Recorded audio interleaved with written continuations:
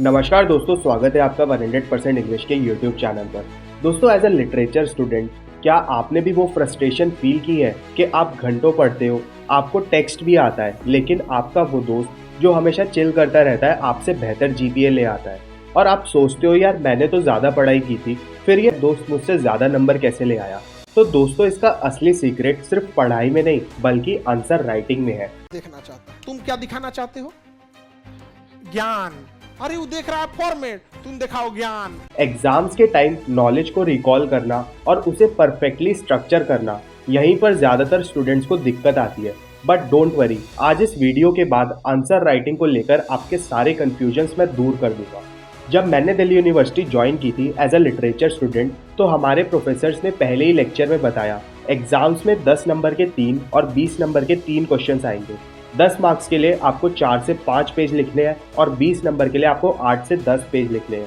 ये मेरे लिए एक बहुत बड़ा शौक था, क्योंकि 12th क्लास तक इंग्लिश के एग्जाम में मैं क्वेश्चंस में मैक्सिमम 7 लाइन का आंसर लिखता था और उसमें भी पहली और आखिरी लाइन मैं क्वेश्चन से ही कॉपी करता था।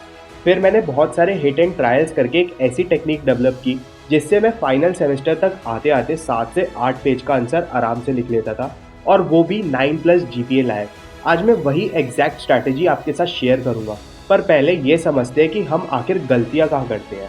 इन प्रॉब्लम्स को मैं 2 कैटेगरीज में डिवाइड करता हूँ, कंटेंट लेवल मिस्टेक और एग्जीक्यूशन लेवल मिस्टेक।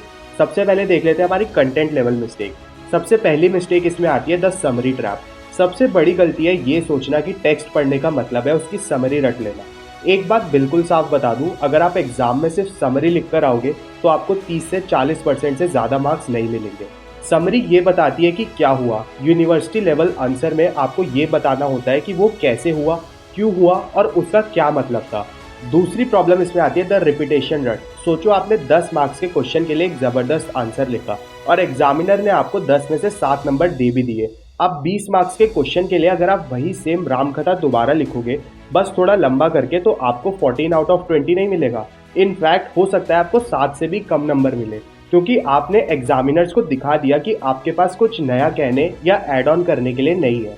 तीसरी इसमें प्रॉब्लम आती है द ओवर एक्सप्लेनेशन ओवरकिल। ये है एक क्लासिक प्रॉब्लम। सोचो आपके पापा ने आपको एक फंक्शन अटेंड करने भेजा है, वापस आने पर वो पूछते हैं आपसे बेटा ताऊ जी कैसे है, और आप जवाब देते हो चाचा जी तो बहुत बढ़िया है और ताऊ जी भी ठीक है। अब अगर आपके पापा और चाचा जी के बीच में थोड़ी सी अनबन है तो आपकी पिटाई होनी तो पक्की है। आपने क्या गलती की? जितना पूछा गया था उससे ज़्यादा बताया। हम एग्जाम्स में भी यही करते हैं। हमें कोई कैरेक्टर या थीम अगर ज़्यादा पसंद होता है तो बस हम उसी पर लिखते हैं, क्वेश्चंस को इग्नोर करके।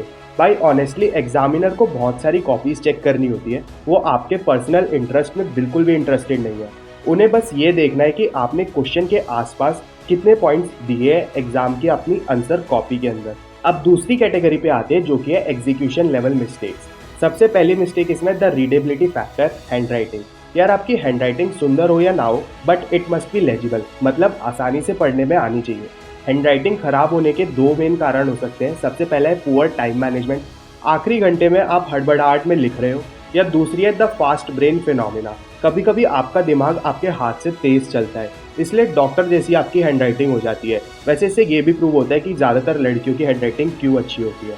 दूसरी प्रॉब्लम यहाँ पर आती है द टाइम क्रंच। 3 घंटे में 6 लंबे आंसर्स लिखना एक मैराथन जैसा है। हम अक्सर आंसर फ्रेम करने में इतना टाइम लगा देते हैं कि पेपर पूरा नहीं हो पाता। तीसरी इसमें चीज़ है एक अनस्ट्रक्चर्ड अप्रोच। पहले क्वेश्चन 1, फिर 6, फिर 4। ये बहुत ही अनऑर्गेनाइज्ड इंप्रेशन देता है। इससे एग्जामिनर का काम मुश्किल हो जाता है, जो हमें कभी नहीं करना है।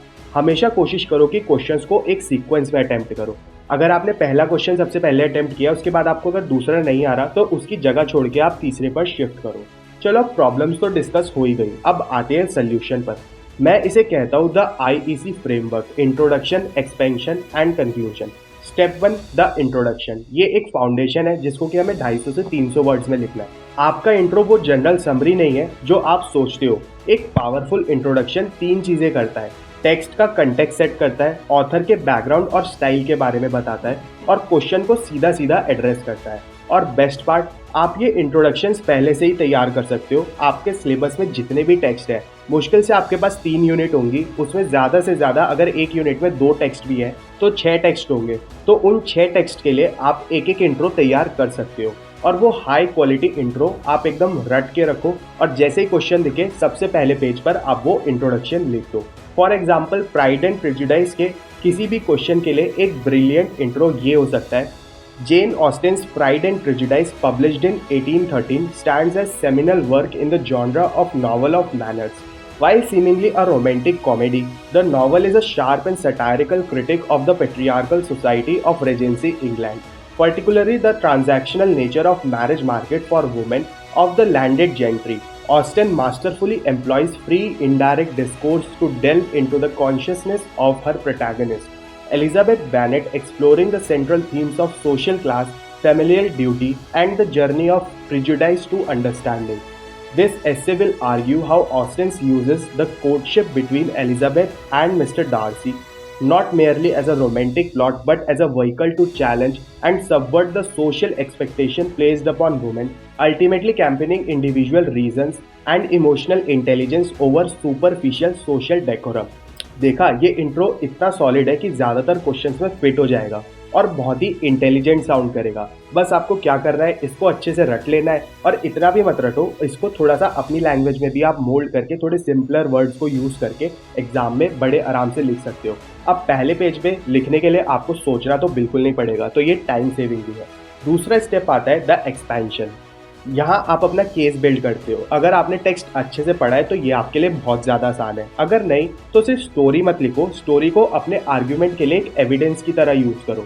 अगर क्वेश्चन मिस्टर डार्सी के कैरेक्टर डेवलपमेंट पर है तो सिर्फ प्लॉट मत बताओ, स्टोरी को उसके पर्सपेक्टिव से बताओ। मैरीटाउन बॉल से उसके घमंड से शुरू करो, फिर उसका फेल्ड प्रपोजल, एलिजाबेथ को लिखा उसका लेटर, विकम और लीडिया के मामले में उसका रोल और आखिर में उसका एक हम्बल सेकेंड प्रपोजल। हर इवेंट उसके बदलाव का एक सबूत है। अगर क्वेश्चन फेमिनिन एसेंस पर है तो अपनी बॉडी को फीमेल कैरेक्टर्स के आसपास स्ट्रक्चर करो। एलिजाबेथ की इंडिपेंडेंस, जेन की शराफत, शार्लॉट ल्यूकस की प्रैक्टिकलिटी, लीडिया की बेवकूफ़ी पर अलग अलग पैराग्राफ लिखो। उनकी कहानियों को यूज़ करके अपने मेन आर्ग्यूमेंट को बताओ।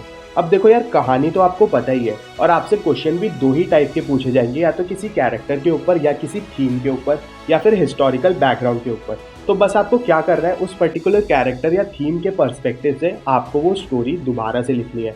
मतलब आपको समरी लिखनी है, बस किसी और के नज़रिए से। ये पर्सपेक्टिव बेस्ड अप्रोच इंश्योर करेगा कि आप क्वेश्चन का ही जवाब दे रहे हो, सिर्फ कहानी नहीं सुना रहे। फाइनली आता है द कंक्लूजन। ये आपको 100 से 150 वर्ड के अंदर लिखना है। यहाँ आपके पास दो ऑप्शंस है। द स्कॉलर्स कंक्लूजन, अगर आपके प्रोफेसर्स के रिकमेंड किए गए क्रिटिकल एसेज आपने पढ़े हैं तो उन्हें यहाँ पर आप मेंशन कर सकते हो, जैसे the reading of the novel is further supported by critic का नाम हु आर्ग्यूज दैट, और फिर वो जो एस्से में आपने जो भी पढ़ा है आप उसको मेंशन कर सकते हो। इससे पता चलता है कि आपने एक्स्ट्रा पढ़ाई की है। द स्ट्रैटेजिस्ट कंक्लूजन, अगर एक्स्ट्रा नहीं पढ़ा तो कोई टेंशन नहीं है, बस अपने बॉडी में जो भी लिखा है उसकी एक पावरफुल 8 से 10 लाइन की समरी लिख दो। आपने मेन आर्ग्यूमेंट को दोबारा से स्टेट करो, उसे क्वेश्चन से लिंक करके आंसर को ख़त्म करो।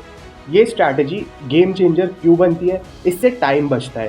पहले से तैयार इंट्रो और कंक्लूजन का क्लियर स्ट्रक्चर आपके कम से कम 15 से 20 मिनट सोचने का टाइम बचाएगा। हैंड राइटिंग इंप्रूव करता है। जब टाइम का स्ट्रेस नहीं होगा तो आपकी हैंड राइटिंग नेचुरली शांत और साफ होगी।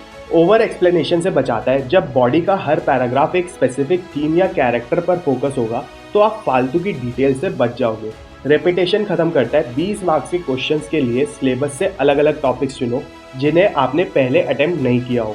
इससे हर आंसर फ्रेश और यूनिक लगेगा और आप रेपिटेशन से बच पाओगे। अब जब आपको स्ट्रक्चर समझ आ ही गया है तो ये लो दो final bonus tips. Characters and theme mapping, जब भी कोई टेक्स्ट पढ़ो उसके मेन कैरेक्टर्स और थीम्स के शॉर्ट नोट्स ज़रूर बना लो। 99% क्वेश्चंस यहीं से आते हैं। रिवीजन के टाइम ये नोट्स आपके लिए लाइफ सेवर साबित होंगे। The art of opening line, अपना आंसर हमेशा टेक्स्ट और ऑथर को रेफरेंस करके शुरू करो। एक वेग स्टार्ट की जगह लिखो, in her seminal novel Pride and Prejudice Jane Austen critically examines. इसका एग्जामिनर पर पहली लाइन से ही एक शानदार इम्पैक्ट पड़ता है। और फाइनल बोनस टिप, अगर पेपर में 100% स्कोर करना है तो 100% इंग्लिश चैनल को सब्सक्राइब करना मत भूलना to learn English like never before. Thank you for watching video और आपके एग्जाम्स के लिए बेस्ट ऑफ लक।